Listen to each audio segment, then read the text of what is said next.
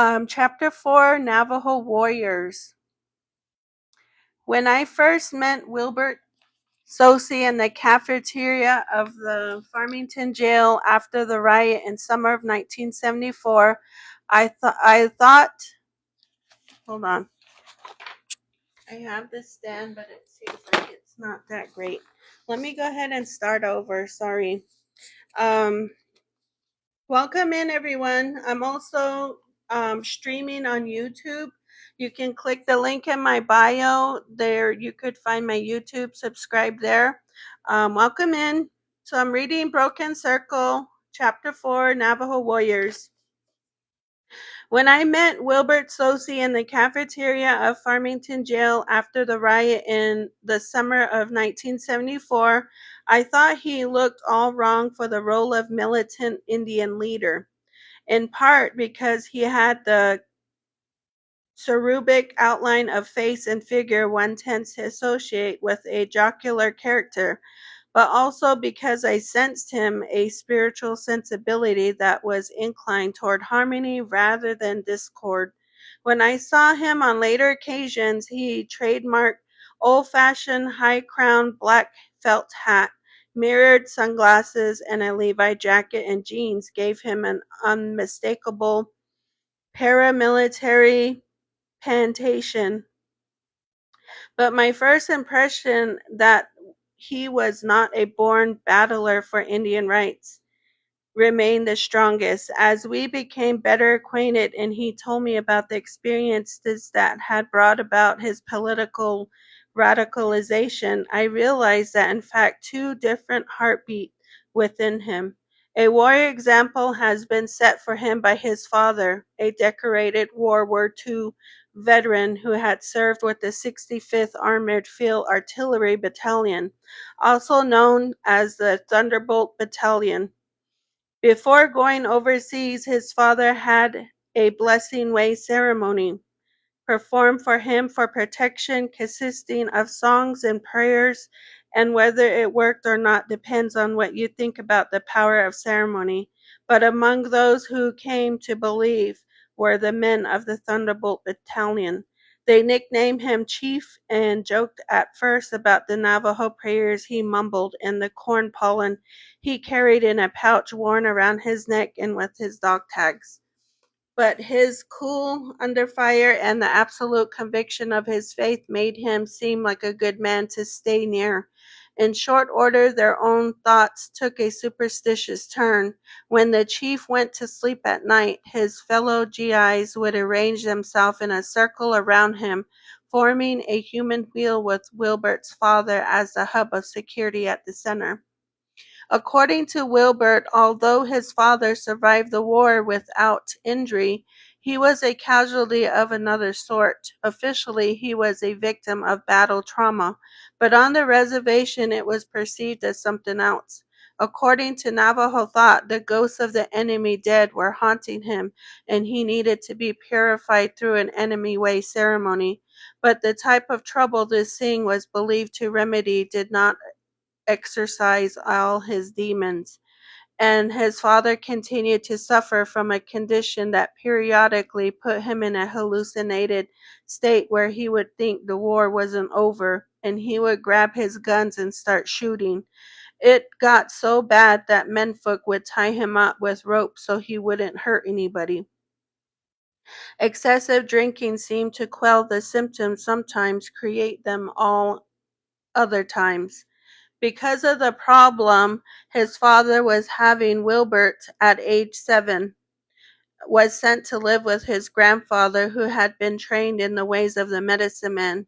When he wasn't going to school, he was herding his grandfather's sheep in the summer pastures near White Rock, deep in the reservation, attending squaw and fire dances, and listening to stories about Navajo history and the Navajo value system. Wilbert was 16 before he moved home again. His father was no longer possessed by demons and he had quit drinking, but new tensions divided the household. His dad had completed his turnaround with a conversion to Christianity, and he enthusiastically tried to press his new profound faith on his children. This did not sit well with his teenage son, who had already been indoctrinated into traditional Navajo beliefs, and explains in part Wilbert's dedication to schoolwork. He wanted to graduate from high school, which he did in 1964, so he could go away to college, Fort Lewis College in Durango, Colorado. His major was history, which gave him an above average understanding of current events. This was a time when students across America were vocalizing their criticism of national values and traditions, when young whites were resisting American involvement in Vietnam, when the surgency ethnicity of the early 60s was arising in Indian country. No Indian student involved in higher education could be oblivious to the nationalistic stirrings, and each, it seemed, had to decide for himself how to express his Indianness. Wilbert the Socie's ambitions by now were decidedly mainstream. He wanted to become a lawyer. To some, this sounded like he was trying to create a place for himself in the white man's world, but that wasn't at all the way he saw it. He was of the mind that the problems confronting Indian people opened multiple opportunities for educated Indians, and going in law would put him in a strong position to help his own people. These were his thoughts when he enrolled in a 6-week course at the University of Colorado campus in Boulder. It was billed as a summer Indian youth leadership program presented by the Clyde Warrior Institute of American Indian Studies, and he went expecting a curriculum that would leave him better informed about the Native American rights and treaties, and prepare him to be a more effective member of the Indian community. He watched, he listened, and what he learned was that Clyde Warrior had apparently been set up as a breeding ground for Red Power activists, and its intent was to build a warrior class for the 70s, 80s, and 90s. In general, he had agreed with the basic tenets of the Indian right movement that the restoration of dignity and pride in Indian heritage was a good thing, that it was right to reform the tribal way of life, and for Indians to be free of colonist rule and run their own affairs. He could even see that the historical time had come to address grievances and injustices done to tribes. But going beyond generalities, what he could not bring himself to accept was the militant action was the only way to change the system. What he questioned was a call for dramatic confrontations with the white power structure. Some of the angry young intellectuals in attendance went so far as to advocate armed resistance and occupation. Being legal-minded at this time, Wilbert thought the right and proper way of doing things would, in the long run, be the most effective. He believed if things were done in a right and proper manner, justice would prevail. So he was drawn to solutions like affirmation action programs, voter registration, and increased education. He was still formulating plans to attend law school when he had returned from Colorado and took a position with the Navajo tribe, writing grant proposals. One of each resulted in the multi-million-dollar funding of a program to provide working adult Navajos with the opportunity to attend regional universities to obtain teaching certificates. On the basis of his success there, he was offered a job with the Equal Employment Opportunity Commission in Farmington to coordinate projects affecting urban Indians, in the belief the experience would be valuable to his general education and sharing the concept behind the agency, that only through widespread improvement of American Indians' economic opportunities and basic living conditions could long-term racial peace and justice be attained. He accepted. As he busied himself getting to know the Indian situation in Farmington, he discovered that not only were the lives of city-dwelling Indians filled with social and economic problems, every bit as serious as those on the reservation, but they face a particular set of circumstances. They were cut off from federal services to which they were entitled on the reservation, and they lacked official representation. An estimated 2,000 Navajo, Ute, Apache, Pueblo, and Sioux Indians lived in the town, but no one represented their interests. When the problems arose that affected the Indian community, the tribes begged off, saying their jurisdiction did not extend beyond the reservation. City officials likewise excused themselves on the grounds that Indian affairs were not their responsibility. Wilbert Sosey saw that his mandate was to develop programs that would improve the lot of those city-dwelling Indians.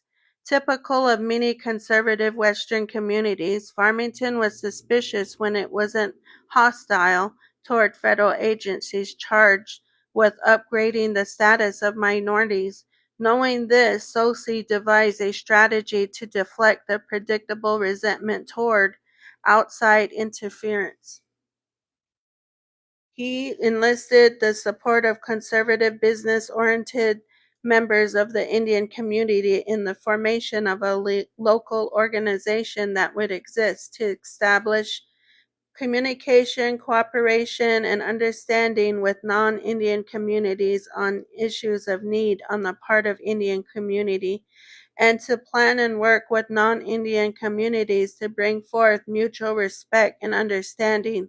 The result was the Farmington Intertribal Indian Organization in the months that followed. Sosey's balancing act between the cautious and the clever was masterful. At first, no one took the organization seriously, neither the city fathers when he called a meeting to discuss the lack of low-income housing for Indian people. They sent a representative of the Parks and Recreation Department, nor the local Indian population and advance caucus on Indian issues drew an empty hall. It was out of desperation that he undertook an ingenious self-styled campaign to cultivate media attention. The way it worked was like this. He would invite, say, a Navajo leader from Window Rock to come and speak. Then he would draft a press release filled with dramatic quotes attributed to the guest speaker along the lines of, I am personally very concerned about my people living in Farmington. I am coming to see what I can do for them. Once I too was an urban Indian, so I know what it is like. And as a kicker, he would add, mark my words, in 20 years, Farmington will be a Navajo controlled town. When the speaker arrived, he would have no idea that the wave of publicity that preceded him was due to falsely attributed predictions. Nor did he much care. All he knew was he was playing to a packed house, and whatever had been said to draw such crowds, as long as it wasn't foolish or inflammatory, was fine with him. Patiently, carefully, Wilbert Sosey was laying the groundwork for the introduction of more serious concerns facing Indian people. He felt he had reasonable cause to believe the city had violated the 1964 Civil Rights Act by discriminating against American Indians on the basis of race with respect to recruitment. Hiring, job assignment, promotional opportunity, training, compensation, and other terms and conditions of employment. The fact of the matter was he had come to the conclusion that Farmington was a town of habits and prejudices that made it, in his eyes, a racist community. Nevertheless, he was smart enough to know that if change was to Nevertheless, he was smart enough to know that if change was to come about, cooperation with the white administration and not confrontation would be necessary. Everything changed with the slayings.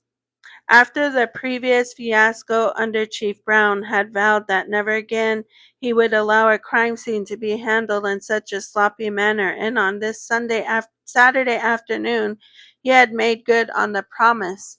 He was the first member of the sheriff's department to arrive on the scene, and his instructions to the Farmington patrolmen who had responded to the call were, "Nobody, and I mean nobody, except Bob Miller and I are to get past. I don't give a damn if Dan Sullivan shows up. Even he ain't getting in till we're by God through working the scene. Got that?" Just then Lieutenant Miller pulled up. Brown hailed him with the good news. "Hey, ain't nobody bothered this son of a bitch. I'll guarantee it." Two kids riding dirt bikes on the motorcycle trails that laced the hills near Chokecherry Canyon had found the body.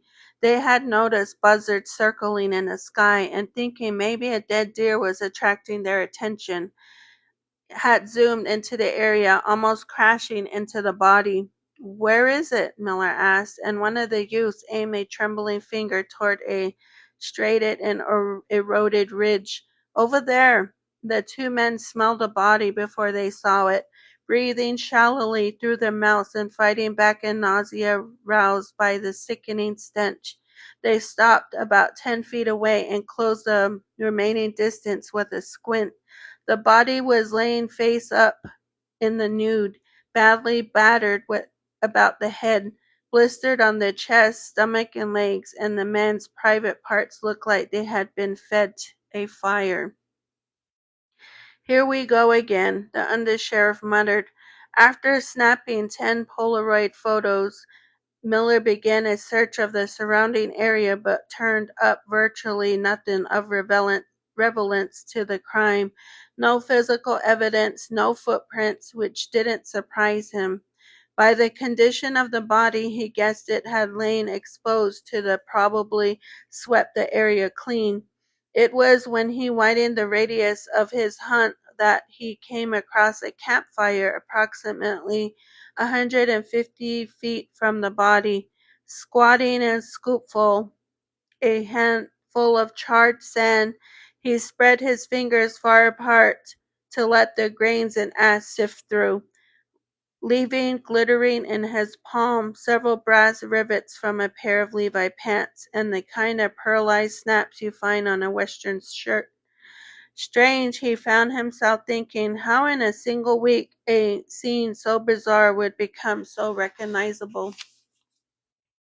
He stood up, continuing in the northwesterly direction, following furrows in the soil that could have hoed by the heels of a dragged man, but with some attention missing from his eyes as he found himself preoccupied by the question, how many more dead Indians lay rotting in these hills?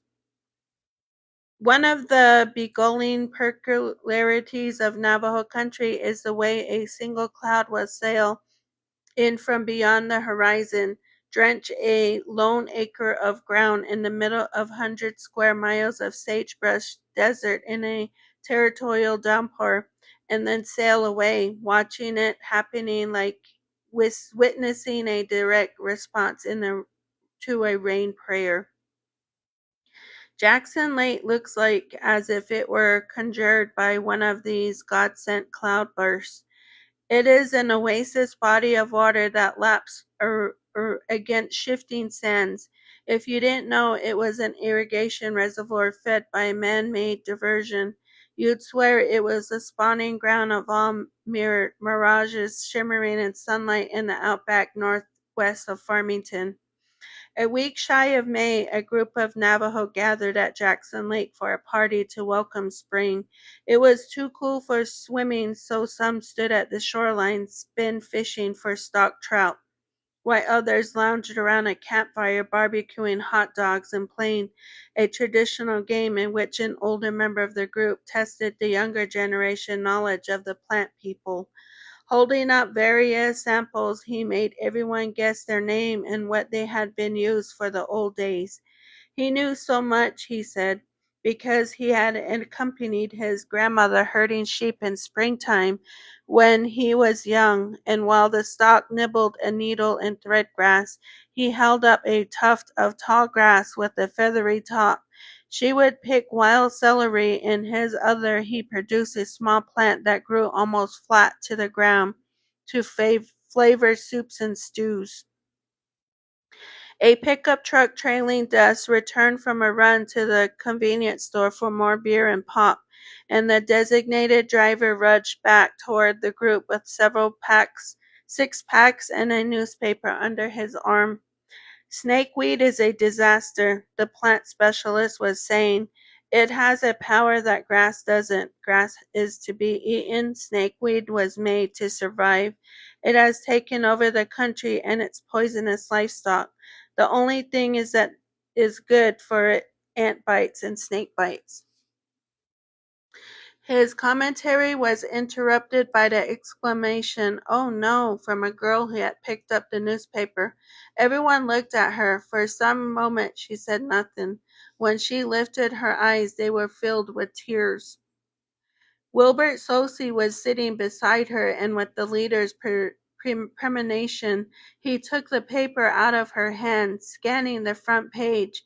His eyes went right to the inch-high black headline. Glancing swiftly around, he saw the group had been an attentive circle, so he began to read out loud. The mutilated bodies of 2 Navajo men were found Sunday in a gully about 6 miles north of Farmington. When he had finished reading without words, people began to break camp. The festive mood had been spoiled. Bad weather could not have doused the group with a deeper depression. No one present knew that murdered men personally, but this didn't matter. The distinction between an individual and the community was an alien except to a Navajo. An attack on one member of the tribe was an attack on the whole tribe, in the sense that all of the people were related. 2 of their brothers had been slaughtered. Back at the Farmington Police Department, Peter Burke was hauled into interrogation room where Tom Hines put it to him straight. "All right, you little son of a bitch, what's going on here? You told us about 2. Where does the third one come in?" Burke acted remarkably unbothered. He didn't ask about no others. Hines glared in disgust. "Well, I am now." Burke spoke with carelessness and insouciance. "He did him a couple weeks back." "We, meaning you and Crawford?" Burke thought a minute, then said, "There was another one on that one." Hines squinted. "I don't get your meaning." "Wasn't just me and Crawford." Reacting with some astonishment, Hines asked, "There was a third kid with you?" Burke nodded in an affirmation. "Who?" "Orrin Thacker."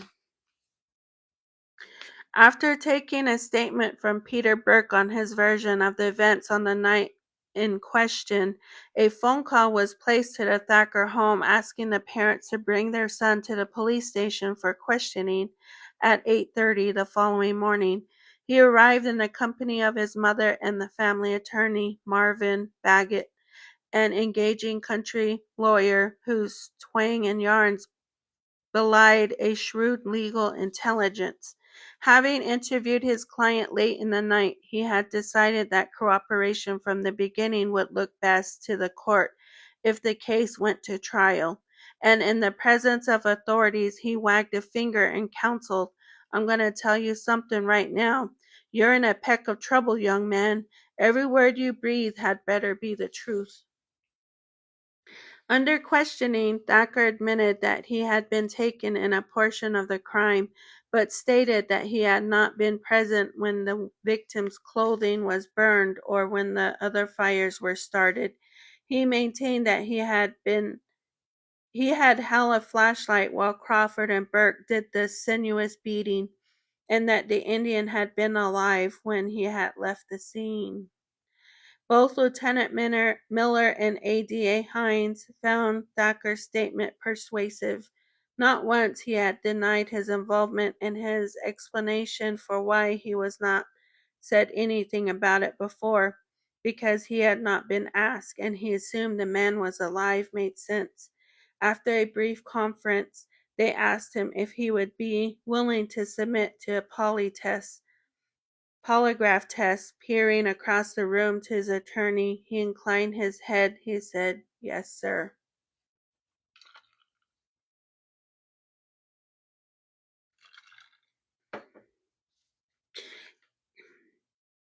Interview with Warren Thacker.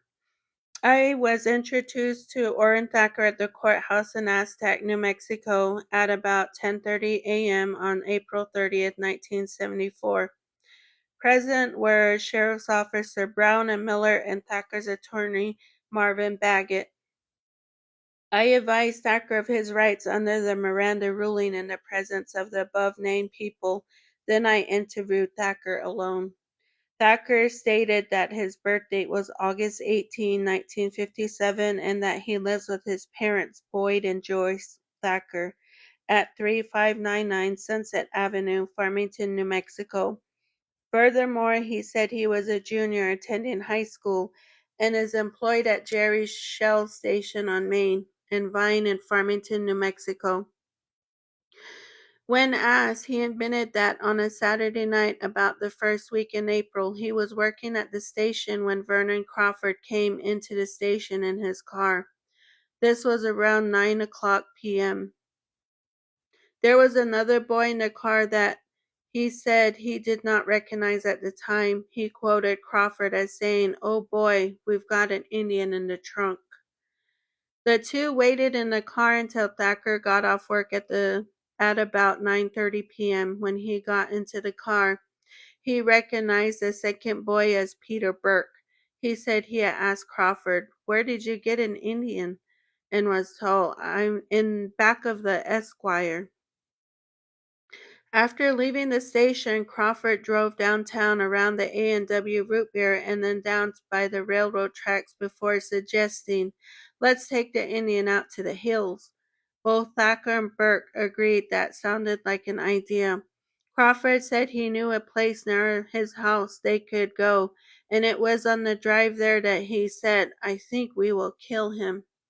According to Thacker, his response was, "If you're going to unalive him, you'd better take me home because I don't want any part of it." Crawford's reply was, "Okay then, I guess we won't unalive him." Crawford had some marijuana and Thacker rolled one cigarette and all three boys smoked it. He stated that one cigarette was all that was smoked that night.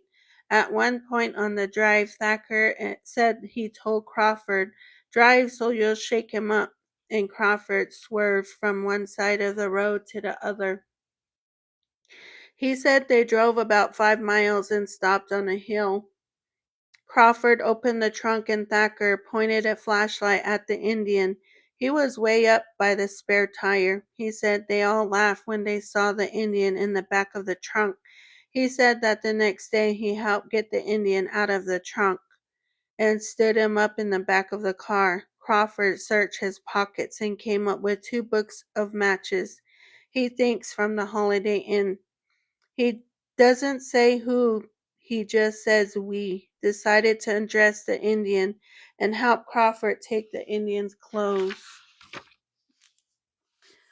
off. He said Crawford ripped the underwear off. After he was undressed, the Indian got up and started wandering around, and Thacker said, "Look, a streaker," and they all started laughing again. Crawford then pushed the Indian down and said, "Let's burn his hair." Crawford had a lighter. The Indian was lying on his left side and Crawford started burning his hair on the other side. Crawford then said, "Why don't we burn the hair on his dick?" And he set fire to the Indian's pubic hair. All the boys were laughing. On the way out of the scene, Crawford had mentioned that Peter Burke had some firecrackers that they could throw on the Indian. After Crawford burned the Indian's pubic hair, Peter got out the firecrackers. "Let's put one in his butt," Crawford said, and put a firecracker between his cheeks. When it went off, the Indian started groaning. Crawford said to the Indian, "Shut up, nobody can hear you out here." All the boys started kicking him in the side, but Thacker said, "I didn't kick him as hard as I could have." Crawford said, "Look, his butt's bleeding," and the Indian had blood on his fingers from his butt. Crawford then lit a firecracker and put it on the Indian's stomach, but it just fizzed. Crawford suggested, "Let's put one in his nose," and he put it in his right nostril. But the Indian brushed it out and it fell on the ground and went off.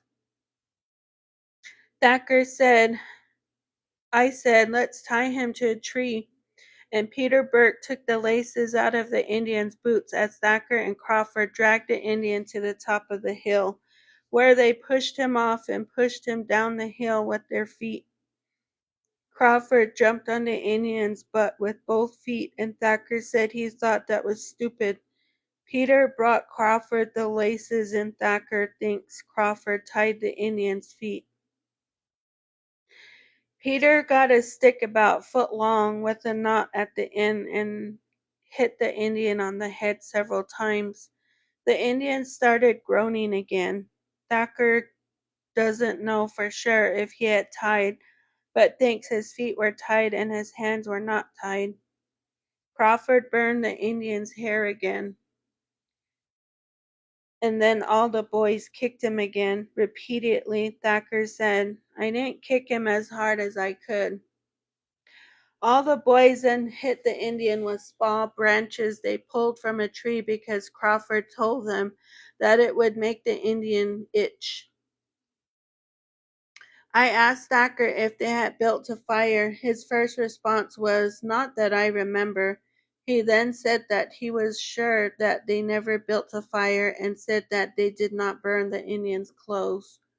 Thacker said he walked up the hill then with the flashlight still in his hands, and he shined it back down on Pete and Crawford. He states that the Indian was still by the tree and that the Indian was breathing when he left. Crawford then took him home. He arrived home before midnight. He said that he turned on the TV and got something to eat, then went to bed. On the following Monday, Thacker said he saw Crawford at school and asked him if he had gone back out there. And Crawford replied, "I went out there the next morning and the Indian finally rounded up all his clothes and had them on. He had a fire built to keep warm, and when he saw me, he ran off holding his side." When the results of Orrin Thacker's polygraph tests were turned over to the investigators, they came with the examiner's own conclusions. Apparently, Thacker had reacted to a number of relevant questions, particularly when asked about the burning of the Indians' clothes, meaning, "It is my opinion that Thacker did not give me the whole truth as to his involvement in the incident." In the course of the interview, Thacker stated that since the middle of his sophomore year, he had been involved in no fewer than 10 nor more than 20 rollings of Indians, and he willingly supplied the names of 6 other boys he had rolled Indians with. But he had swore that on no previous occasion had the level of violence approached a killing power, nor did he have any knowledge of any other bodies. On these last 2 points he did not react, meaning he was telling the truth. Lieutenant Miller and ADA Hines had suspected Thacker was giving them a highly selective version of the crime when they were unable to find a corroborating evidence of human activity around the tree. He said they tied the Indian too, but there was another discrepancy that impressed them more. On a visit to the scene, Thacker had walked them through the events of that night. "Here is where we parked, here is where we stripped him, here is where we rolled him down the hill. Here is where he was lying when we left him." "Are you sure?" he asked regarding this last statement. "I'm positive," he had replied. The 2 lawmen had exchanged glances. The distance between here and where the body had been found was a good 200 feet. Since Crawford was the one with the means of transportation, and since he admitted to Thacker he had gone back out to the scene, Both Miller and Hines considered it a likely possibility that Crawford had returned the next day to finish personally what the three had started. They brought Crawford into the interrogation room, and when he denied returning to the scene, sweated him. "If you didn't do it, then tell us how the body got over there," Hines demanded to know, his voice rising. "How did it happen? How the hell did it happen?" Crawford wasn't talking, but the pressure was getting to him. There were times when he shook so badly they thought he might be having a seizure. When it looked as though pushing him any harder might send him over the mental edge, Hines seized. "The hell with it. We already have enough of a conviction. Book him on 3 counts of first-degree murder." Every day of the week it took investigating authorities to make an arrest in the Indian murder case. Wilbert Sosey read the news accounts in the Farmington, Albuquerque, and Gallup papers, looking for reporting differences. The interest in the police investigation can be explained only in part by his position as a leader in the local Indian community. A personal suspicion that he had already knew who was targeting the Indian race for murder also figured in. Although it shamed him to remember while attending Farmington High School as a way of integrating himself to fellow Anglo students, he had participated in the harassment of Indian people who came to town to drink. Because he spoke Navajo as well as English, he had taught his Anglo friends to swear in Navajo, and joined in with them when they cursed and insulted the winos wobbling up and down the streets of Farmington. Some white kids took it harder, he'd heard, beating the drunks up and robbing them. He had drawn the line short of that, but now, knowing nothing more than what he'd read in the paper, he was convinced that Saturday night sport of mugging intoxicated Indians had probably been taken to lethal extremes by white teenagers. When, after 5 days, the authorities had yet to produce a suspect, his suspicions broadened to include the investigating agencies. With each passing day, he grew more and more distrustful of the authorities, until he began to wonder if there was some kind of cover-up going on, that because the victims were seen by whites as lowlifes, Christianized by booze, the crimes were not being diligently investigated, or what they knew who was responsible but were keeping them under wraps, hoping public interest would fade. When on the 6th day, New Mexico newspapers carried a front-page article reporting on the arrest of 2 Anglo suspects, he was stunned and saddened, but he was one of the few in town who were not surprised. When the paper came out the following day with news of a third Navajo who had been found in a similar condition, he felt an imminent response from the Indian community was in order. That very evening, while sitting around the kitchen table with friends in the trailer where he was living, he proposed they put the feelings down on paper and distribute handbills around town. The idea was roundly approved, and an unattributed statement was drafted.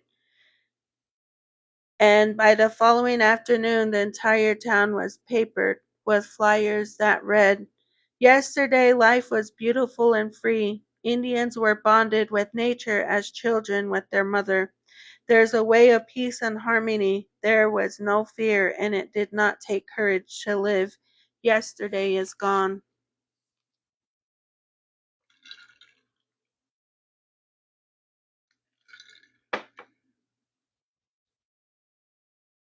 The life is so precious to the Indians and becoming a toy to the whites, a toy that can be tortured, destroyed, and mutilated. It was it has reached a point where they are physically attacking us. What will it be like in the future if they continue in this manner? If the white teenagers freely take the lives of Indian people, what will happen when they become adults? What have we ever done to the whites to deserve this? They took our land, humiliated us, made us suffer. Why do they do this? Why? Our sorrow together with fear is more than we can bear. John Earl Harvey, Herman Dodge Benally, and other forgotten Navajos, we will remember you. The Navajos will not vanish. We will remember when we stand united. We will remember when we stand up for our rights. In our grief, we will remember. In the victories, we will remember. We shall stand together and we will remember. Early the next morning, Wilbert was eating breakfast and listening to the radio when the regular programming was interrupted by a news bulletin. Unidentified militant Indians had distributed throughout the town of Farmington unsigned, anonymous leaflets threatening violent disruption, the announcer said in an alarmed tone of voice. The report ended with a quote from a local police official who responded that forewarned was forearmed. Quick, all-out action by the San Juan County Sheriff Department has brought results in the brutal slayings of a third Navajo man. Read the news reports published a day after the discovery, but it would be another 5 days before the victims would be identified, and coming up with his name would be more a matter of luck than forensic professionalism on the part of the Sheriff's Department. Fingerprints were not rolled at the scene because of the condition of the victim's body. The natural process of decomposition in concert with 2 weeks of exposure of the New Mexico sun left the remains in such an advanced state of decay that it was doubtful a clear set of prints could be attained. What was left of the victim had been removed to the mortuary, where it had hoped that a Navajo family with a missing member could come forward with a matching description. For 3 days, Navajo families had streamed through the mortuary making inquiries, but no jewelry or tattoo adorned the body. That damage to the facial area left it so far from resemblance to its original state that a positive ID from viewing the remains was not even considered, and no one came in with a relatively similar physical description of a missing person. Faced with another potentially embarrassing situation, Sheriff Sullivan sent a deputy back to the mortuary with the instruction, "Get me a set of prints." When the deputy showed up at the mortuary and told the funeral director he had come to work on the cadaver, he slammed into a wall of resistance.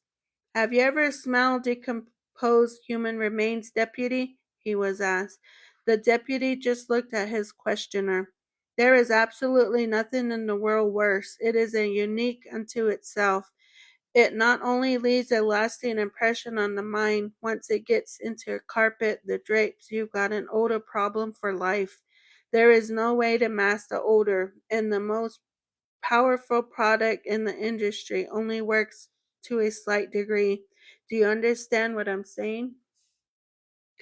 The deputy had asked for permission, not lecture, and was about to say as much when the funeral director told him in no uncertain terms, "If you want to do something to the individual, you are welcome to take him anywhere you like, as long as it's out of this building and off the premises." When the deputy called Sheriff Sullivan to report on the conversation, he found his boss unsympathetic. "I don't care what you have to do, God damn it," the sheriff growled. "Get me a set of prints." An hour later, accompanied by a volunteer member of the sheriff's posse, the deputy pulled up to the ramp at the rear of the mortuary in a borrowed panel van. Moving with haste and stealth, the two men retrieved a slim metal casket, sealed with rubber gasket.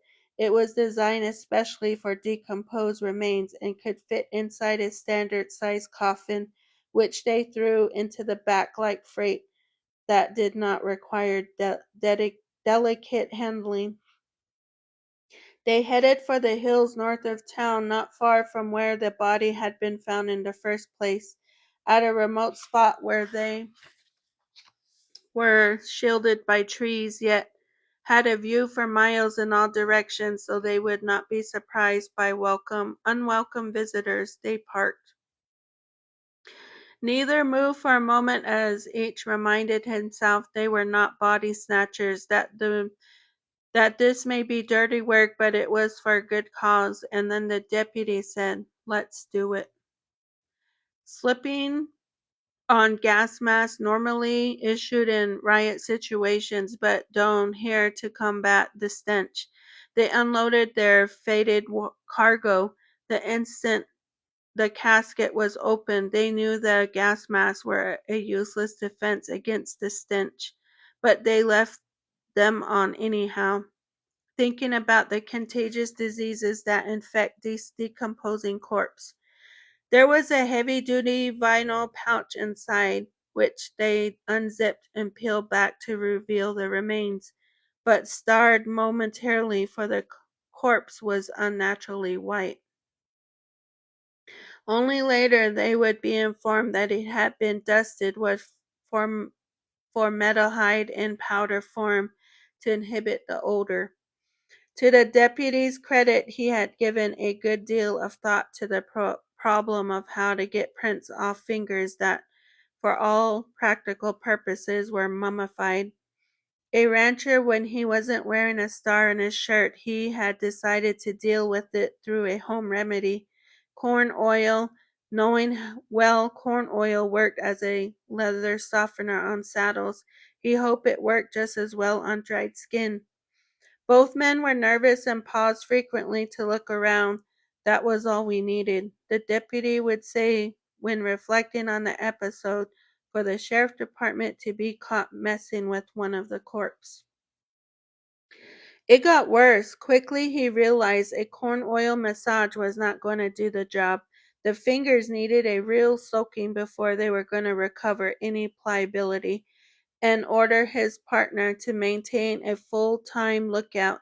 He drew his pocket knife and started cutting off the victim's fingerprints, which he then marinated in corn oil until they were soft enough to fit snugly into a fingerprinting spoon. To this day, when asked how long he was out there, the deputy's only reply is, "Too damn long." But as crude as his technique was, he had known what he was doing. He could have injected a glycerin solution into the fingerprints and they would have plumped up. In the end, it worked, not solely because of the corn oil, but also because a unique set of circumstances. The elements involved in decomposition are primarily blood and bacteria. Human blood is alkaline, living person, but becomes acidic when it is no longer oxygenated, and the natural bacteria that help digestion become a powerful agent in the purification of tissue after death. As it so happened, the victim was lying on his back with his hands up when he was found, so most of the blood in his upper extremities had settled to his body. Combined with exposure to the sun and wind, the fingers were dehydrated rather than rotted, and for this reason the deputy was able to bring the tissues back to the state where he could roll a decent print. Had the body been left face down, as the other two victims were, he might still be unknown. On the basis of those prints, the victim was identified. His name was David Ignacio, and he was a 52-year-old Navajo from the Herfinale area, about 25 miles south of Farmington. And other than a phone call from the medical investigator's office in Albuquerque where the autopsy was performed, inquiring, "What kind of animal you got up there in San Juan County that nibbles the fingertips off corpse?" There would be no mention of what the sheriff's department had gone through and how it lucked out on the way to an identification.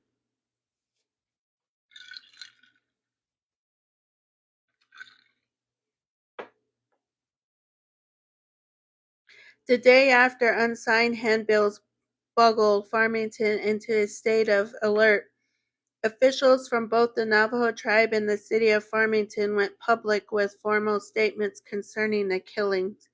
Peter McDonald, chairman of the Navajo Tribal Council, condemned them and expressed the hope that the speedy conviction of those who are responsible for this outage will make sure that this will never happen again. Marlowe Webb, the mayor of Farmington, for his part conveyed his deepest sympathy, coupled with incomprehension that such an action could take place in a community that prides itself as being ever ready to open its hearts and arms to those in need of a helping hand. Farmington and its citizens over the years have enjoyed especially close relationship and friendship with the members of the Navajo Nation. A cynical smile curled Wilbert Sosey's lips when he read these statements. He found the tribal chairman's remarks totally lacking in leadership. 3 of his people had been horribly murdered and was handling the matter as diplomatically as a hot campaign issue. As for the mayor's enthusiastic characterization of race relation, it was laughable with unintentional irony. Neither addressed what Sosey felt to be the most important issues raised by the tragedy. It, it epitomized the racial hatred that had been building for a long time. The white community should recognize this. The Indian community should refuse to tolerate it, and specific steps should be taken to change it. This was the thrust of the comments before an emergency meeting of the board of directors of the Farmington Intertribal Indian Organization the following day. And the gist of their response, he would remember, was unconcealed sarcasm was, "Okay, Wilbert, you seem to know what's best. Handle it your way, but you're on your own." The board's timidity created a dilemma for him in their reluctance to authorize a statement or endorse action that might heighten tensions in the town. They were remaining true to the conservative organizing principle that Wilbert had originally believed was necessary if they were going to provide effective representation for the Indian community. And yet, in failing to take a strong stand under the circumstances, he felt they were proving their inability to deal with the tough realities affecting Indians in Farmington. He decided to call for a public meeting of the Indian community and measure its reaction.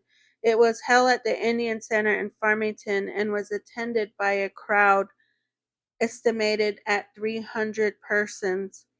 Their comments in general fell into 2 opposing camps. On the wait and see side, there are those who agreed with the Navajo Tribal Vice Chairman William Skeet, who recommended nonviolence and patience and urged citizens, "Don't do anything to make the problem worse." And on the ready to hit the warpath side were those who argued that the murders showed that Americans' treacheries were not just a matter of historical record, but were continuing today and needing to be met in kind. If there was one area of agreement it lay in what could constitute justice in this case. Everyone felt that for taking 3 human lives, the slayers should pay with their lives. At the very least, they should be put behind bars for the rest of their lives. There was symmetry to that expression of justice and evenness that would put things back in balance. Although he wanted to believe that the local courts could see it this way, too. Wilbert also knew the wheels of justice had a way of slipping when it came to American Indian and his rights, and in order to be reassured that the San Juan County prosecutors were taking this case seriously, he put a visit to the Assistant District Attorney, Tom Hines. The ADA was circumspect to his answers. He assured Wilbert there would be full application of necessary law. "What does this mean?" Wilbert asked wearily. "We will prosecute to the full extent allowable." Allowable? Hines considered his words. They were mitigating circumstances that were required to consider. As Wilbert found himself thinking about all the legal manipulations and subtleties of law that were subverted due process for Indians in the past, his pulse picked up. Like what? The major one in the age of suspects. Before kids this age can be tried as adults, they must first be bound over from juvenile to adult court. Is that going to happen? Hines paused. We haven't decided yet if we're going to push for a bind over. We must look at all the facts and then make a decision.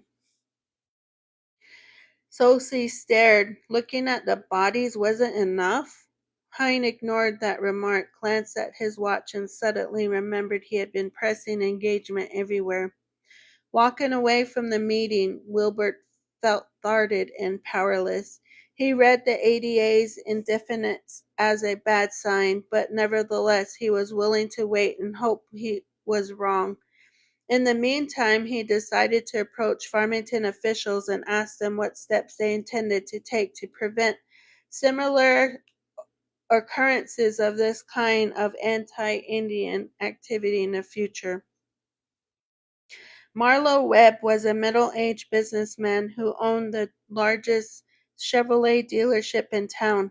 He had dark wavy hair, handsome, equine features, and spoke with a self-confidence that bordered in arrogance.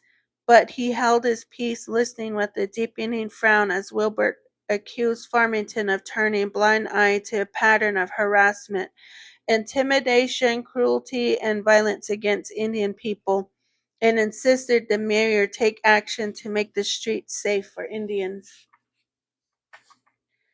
Mayor Webb, gazing archly across the desk, asked, Are you through?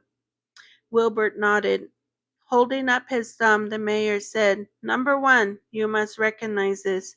You represent no one but yourself, not the Indian people in this town, not the Indians on the reservation. You are not an elected official, so I have no obligation to listen to what you say. When Wilbert tried to speak, the mayor interrupted him. Number two, I have received more calls than I could count from constituents advising me not to deal with you, let alone grant you a meeting. But I did anyhow. I took an extra step. Just listening to you, I had bent over backwards. Wilbert stared to protest, but again the mayor cut him off. Number three, I have also received a fair number of phone calls from your very own people telling me they do not approve of what you are trying to do. The mayor went on until he ran out of fingers, but Wilbert had stopped counting because the betraying was so belittling and the force of the mayor's argument so overwhelming that he lost track of whatever his justification had been for coming here. By the time the mayor was finished, all Albert wanted was to make a swift exit and regroup. When he thought he heard the order, Now get out of here, he pitted himself for a moment before rising with effort, and appalling as it would be to remember later, contritely apologized for taking up the mayor's time. Waiting in the hall outside were a handful of supporters he had come to show their solidarity. They were people he had felt he was representing, whom he now felt he had let down. They had overrated his tongue lashing and were angry at the manner in which he had been treated. But his humiliation got in the way of any indication he was capable of mustering, and in a daze he had pushed his way through.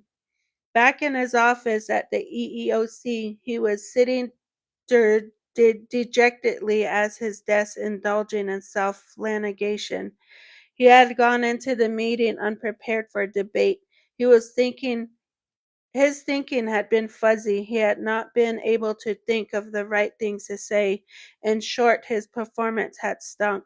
When he sensed a silent presence in the room, He looked up from the desk into the face of a stocky Navajo man, slightly older than he was. He wore horn-rimmed glasses and the partition air of some kind of keenly cautious of his heritage. His jeans were tight, his shirt loose, his hair tied up with string and back. A turquoise bracelet banded each wrist, and an arrowhead dangled around his neck. Wilbert found himself staring at the arrowhead. And when he was 7, before he had gone off to school, his grandfather had done a blessing sing over him to protect him against evil spirits, and at the end he had been given just such an arrowhead to wear. What is this? Wilbur asked himself, watching the man enter his office, take a seat across him, and leaning forward spoke softly.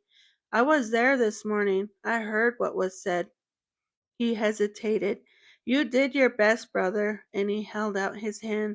The formal introductions were brief. The stranger said his name was Fred Johnson, and he was a deputy director of DNA. I don't know how to say this word, sorry. It's in Navajo.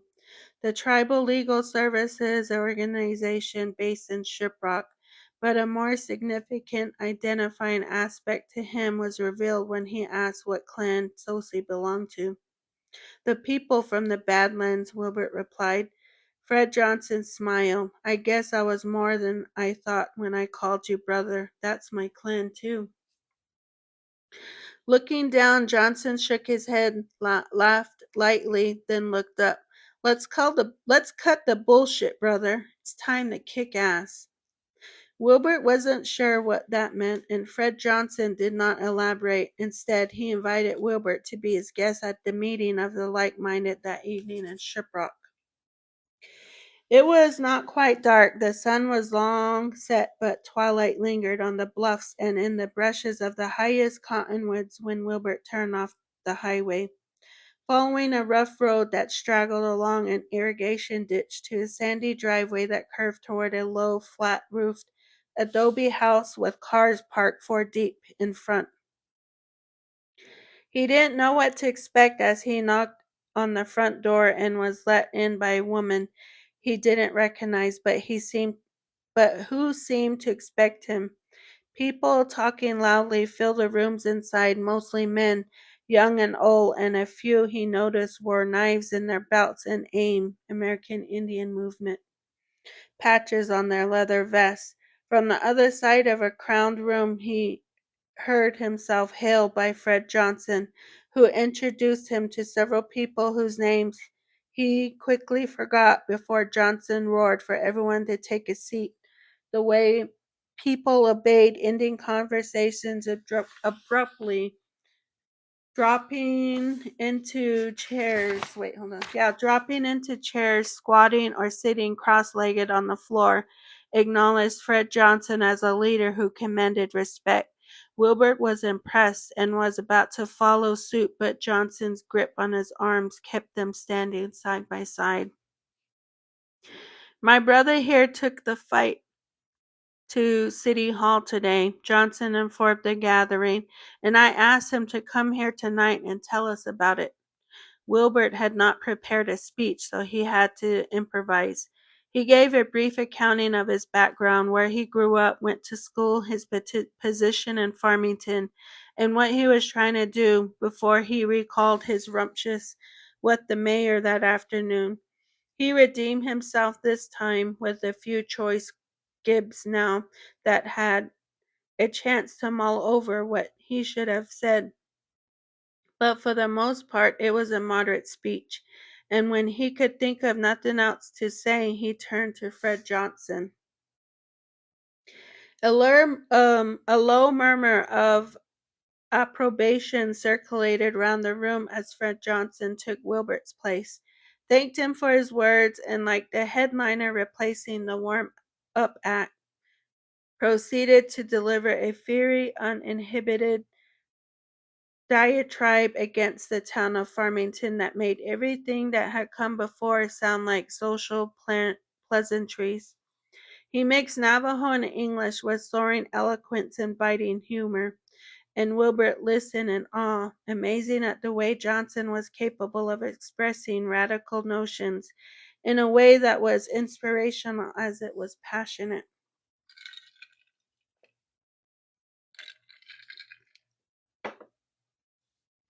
Johnson's attack on the city was based on its discriminatory treatment of native peoples. Navajos are not considered human beings in that town. Were Farmingtons, Niggers. The only Indian Farmington ever cared about is the Indian on the back of a nickel. And he linked the murders to racist attitudes. Those murders were not simply the act of three crazy kids. They reflect prejudices that have long been ignored. We have the right to live freely and without fear. It's time we stood up and united in a common cause to confront the enemy. It was an electrifying speech, and the ignited crowd roared with approval when he called for rallies, for demonstrations, and for marches that would bring the honky town to its knees. "Come here, Wilbert," Johnson bellowed, and when Wilbert stood beside him, Johnson threw his arm around his shoulders and challenged the crowd. "My brothers with me, are you?" From all corners men jumped to their feet and vowed their support. World War II vets cried out, "I fought for this country, but I'll fight for the Navajo Nation if it comes to that." Others shouted, "I'm with you. I'll fight the white men in Farmington right now." Seizing the moment, Fred Johnson tore his long hair free of its tie, shook it in the way warriors used to before going into battle, and began to howl, "Hiya." That is the end of chapter 4. We are going to be doing chapter 5 next Sunday, 6 o'clock Mountain Standard Time. Thank you everyone for joining. And chapter 5 is Days of Rage.